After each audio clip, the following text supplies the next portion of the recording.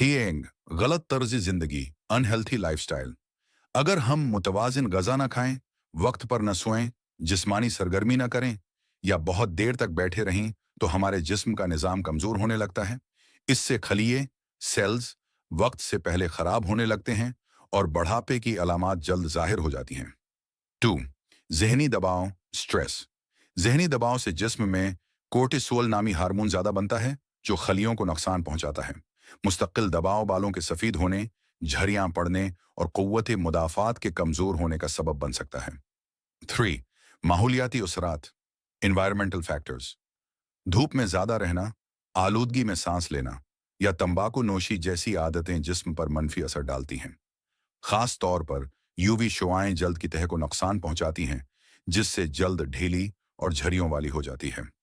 4. मोरूसी असरात, genetic factors. अगर खानदान में किसी को जल्दी बढ़ापा आता है तो ये जीनियाती तौर पर अगली नस्ल में मुंतकिल हो सकता है।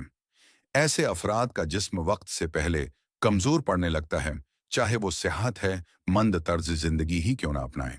5. बीमारियां, chronic diseases, sugar, high blood pressure, दिल की बीमारियां या हार्मोनी मसाइल जैसे थायराइड जिस्म को अंदर से कमजोर करते हैं। ये बीमारियां खलियों को मुतासिर करती हैं और बढ़ापे की रफ्तार को तेज कर देती हैं। अगर चाहो तो मैं बढ़ापे को रोकने या सुस्त करने के कुछ मुफीद टपस भी बता सकता हूँ।